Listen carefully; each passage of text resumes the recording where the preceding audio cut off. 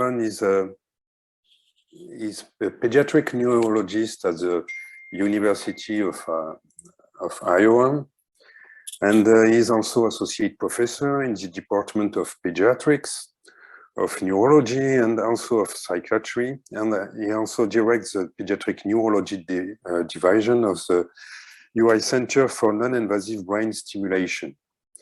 And regarding his research, he is interested in the functional consequences of focal brain lesions, and in particular in stroke patients with methods essentially relying on lesion network mapping. Another area of focus is understanding the network effects of non-invasive brain stimulation. And now I will go to Aaron. We will talk on what lesions tell us about the functions of the thalamus. Thank you, Aaron, for participating to this symposium.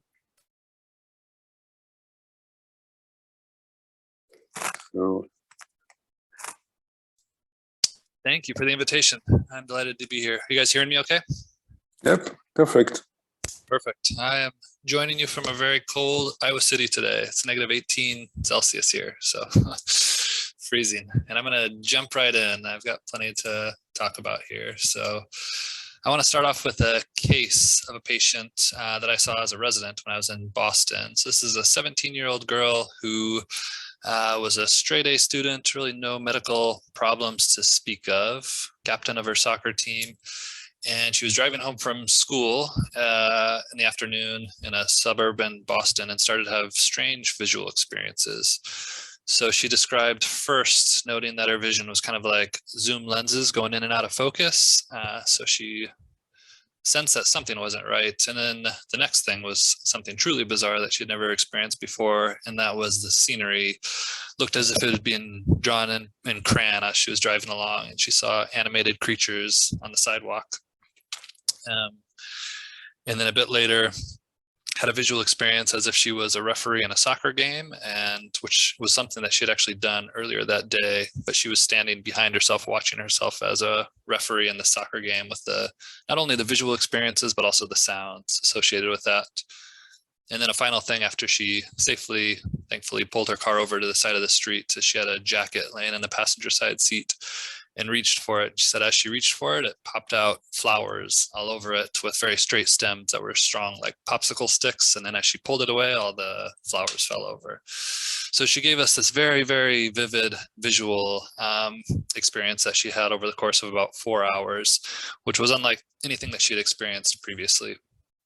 So I saw her with my clinical mentor at the time, the late Vern Cavanis, and we got an MRI of her brain. She really had no psychiatric history to speak of. And that MRI is shown here. You can see that she had a small punctate infarct in her left thalamus. So that overall story was something consistent with peduncular hallucinosis, which is lesion syndrome that had actually initially been described by Jean Lermite in 1922. So he described this as a case study of somebody who had a midbrain infarct. And that was actually the teaching at the time in neurology as well, is that this phenomenon of visual hallucinations after small subcortical infarcts tended to be a midbrain related syndrome. So the first question I was curious about is, where do peduncular hallucinosis lesions localize to? This is something that really hadn't been investigated systematically. So this is where we started our story. And we were able to accumulate 23 different individuals with peduncular hallucinosis. Some of them were from local Boston cases. We worked with the neuro-ophthalmologist, Sashank Prasad. Some of them were just pulled directly from the literature where there was a picture shown of the lesion location. And then just did a simple lesion overlap and showed that actually the lesions overlapped at multiple different sites in the brainstem. But the most prominent site of overlap was the thalamus, not the brainstem, and in a location very similar to our patients as well. You can see there it was slightly right-sided predominant, but bilateral. And this was sort of a natural stopping point for the study in terms of we did a lesion overlap study, but it was a little bit unsatisfactory in the sense that it doesn't really capture the mechanism of what's going on for this symptom presentation, which is has been long hypothesized to be a release phenomenon. The idea that there are these subcortical control sites that, when lesioned, allow sort of intrusions of different types of sensory experiences into one's normal perceptual experience. So the idea that visual association areas became increased in their activity or became intruded into our normal conscious experience. And we really didn't have a way to address this topic of the role of the extrastriate visual cortices, which the question was raised, is there any way that we can do this using various imaging approaches? And we came to a novel solution, which is maybe we can actually predict the network effects of focal brain lesions by leveraging human connectome data. So large normative databases that show a wiring diagram of the human brain. And this is where we got Michael Fox involved, who was one of the pioneering developers of resting state functional connectivity early in his career as a graduate student. So he helped us with this, and this is basically the solution that we came to here in a single figure, which is we took individual brain lesions. This is our 17-year-old that I mentioned here on the left. That brain lesion location was transferred onto a template brain and then ran as a seed region of interest in a functional connectivity analysis. So the average bold signal within this lesion volume was mapped as a function of time and correlated with the voxels of every other region in the brain to create a lesion associated network map. And then we could stack together these different lesion network maps in the same way that we would lesions themselves to see if there are common sites of network overlap. And when we did that for peduncular hallucinosis, we had really kind of a perfect finding, which was that one of the areas that almost every single lesion had network overlap in was the extrastriate visual area, and a region that's really been heavily implicated in visual hallucinations previously. So that was an article that we ultimately published in Brain in 2015, which was kind of the origin for this approach of lesion network mapping, which my lab is still using today, as well as Mike Fox continues to use it. So I'm going to jump to the second topic here. I've got three sort of lesion syndromes that I'm hoping to cover today. And this is also one that's been a longstanding interest over the years, and that is getting a better map of the ascending arousal system in the human brain. So the question that I'll address here with this audience is the thalamus critical for maintaining wakefulness and consciousness? So this is probably a figure that everybody's familiar with through neuroscience textbooks or basic neurology teaching, this idea that there's a diffuse reticular activating system in the brainstem that projects to the thalamus, to midline structures, intralaminar nuclei in the thalamus, and then diffusely out to the cerebral cortex. And that's the pathway by which the brain maintains a state of arousal that allows things like conscious processing. So we've been interested over the years in applying the lesion approach and seeing how well this is borne out. So our first study was actually in the brainstem, looking at a set of 12 individuals who had focal brainstem lesions that caused coma, and then another 24 individuals who had brainstem lesions that weren't associated with any major impairments in arousal. And we just did a simple subtraction analysis between those two different cohorts, coma versus comparison, as well as a multivariate lesion symptom mapping analysis. And what you can see is that it's not as diffuse as has been proposed, in the sense that there really seems to be a region in the left dorsolateral pontine tegmentum and the region of the locus coeruleus, the parabrachial region, that seems to be most critical for maintaining a state of arousal. And then the next question that we had is the thalamus, in fact, the main projection site for this brainstem arousal region?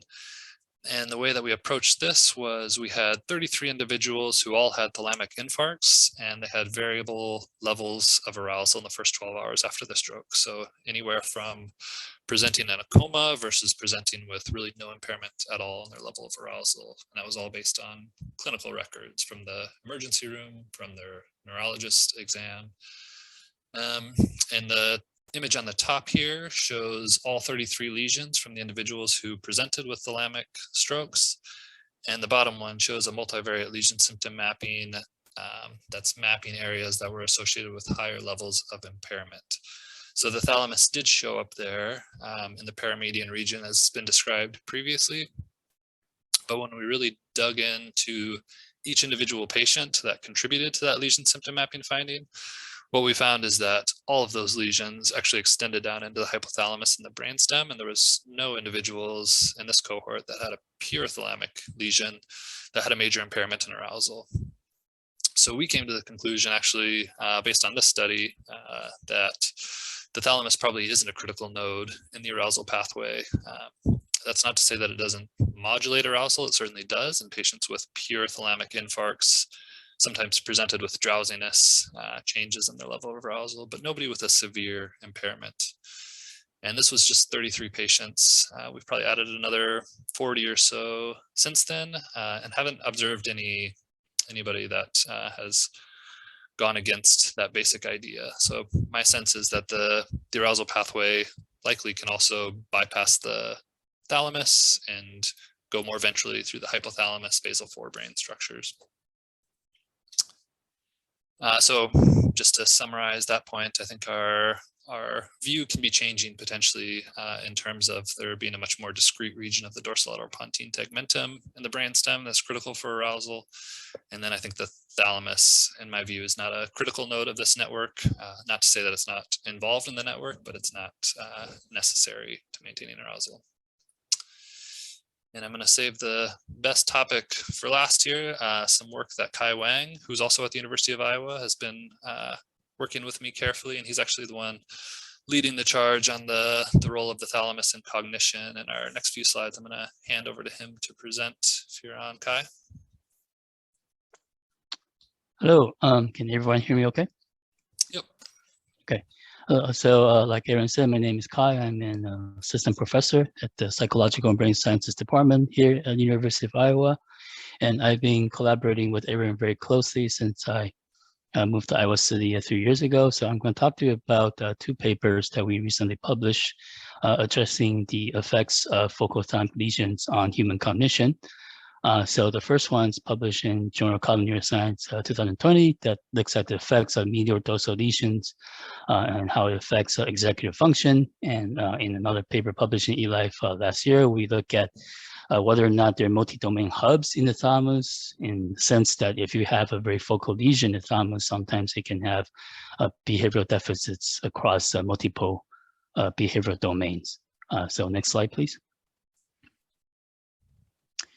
So in the first paper, we look at 15 patients with focal thalamus lesions compared to 34 comparison patients. We control for the effect of age and as well as the size of lesions.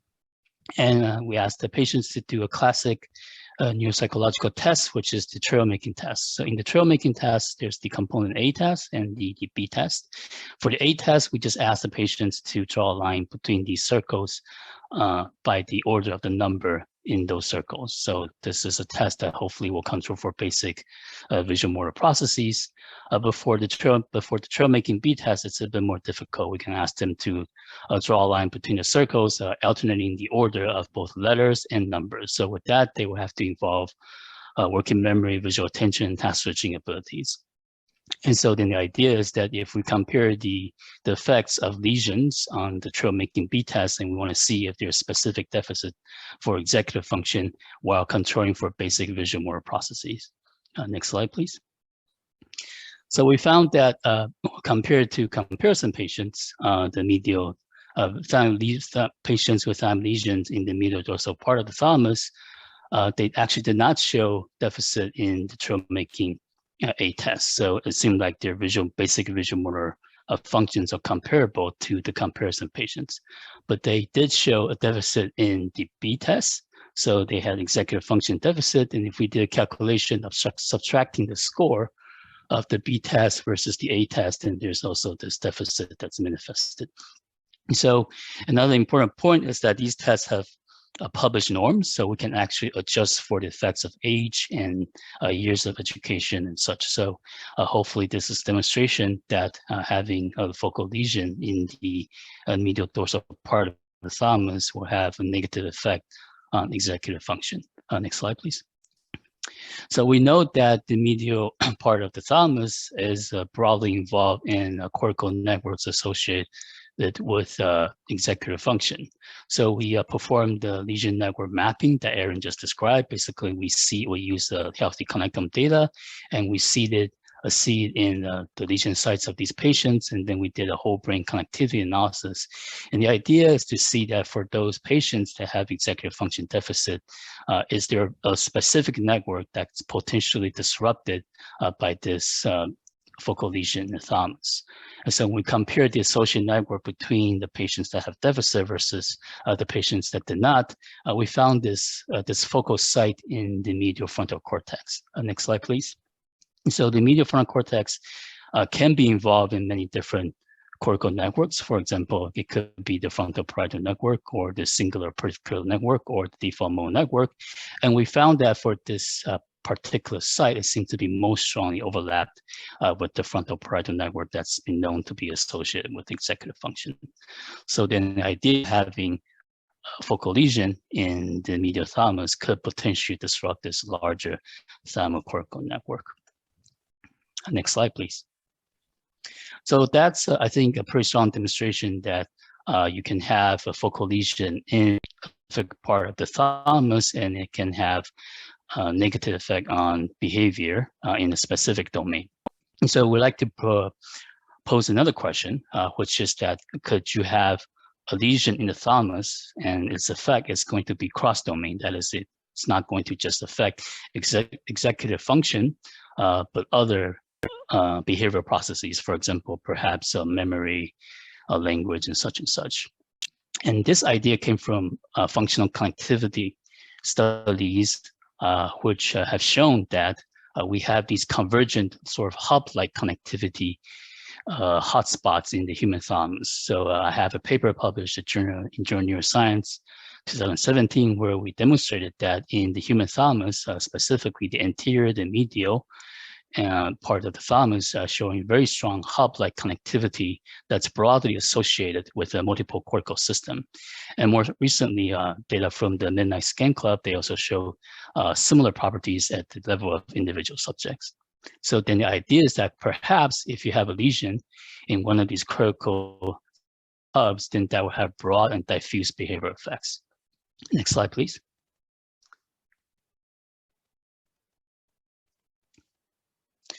So we have an expanded sample with 20 thalamus patients. And first we look at their behavioral performance across multiple neuropsychological tests. So here in this graph, for each test on the left is the performance of the thalamus patients, and on the right is the performance of comparison patients. And so when we look across all these neuropsychological tests, we found that the thalamus patients, they perform significantly worse on several tests, specifically the trail-making test, the test that we just talked about, the Boston naming test, that you can think of that as a verbal fluency test, and the delay recall and the delay recognition test that's part of the rate auditory verbal learning task. So that's more involved in long-term memory. Next slide, please. So if they have deficits in these tests, could you have one single lesion that's impacting multiple behavioral tests? And so we look at the behavioral performance of all these patients, and we found that these seem to be the case. So specifically, there seem to be some patients with thalamus lesions that's showing negative, that's showing a deficit across all these domains. Next slide, please. So then we look at the spatial location of those lesion sites more carefully. So we separated our patients into a group of them that only showed behavioral deficit either in one single domain or no behavioral deficit at all, compared to a group of patients that's showing behavior deficits across multiple domains.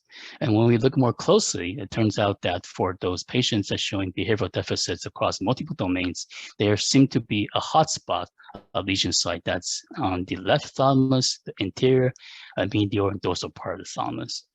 And that part of the thalamus actually does partially overlap with the hub-like region that we previously mapped using resting state functional connectivity techniques.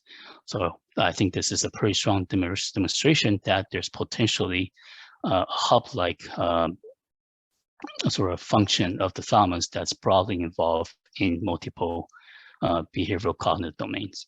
And then next slide, please. So with that, I'm going to turn it back to Aaron. All right, that's all we got. Just an acknowledgement.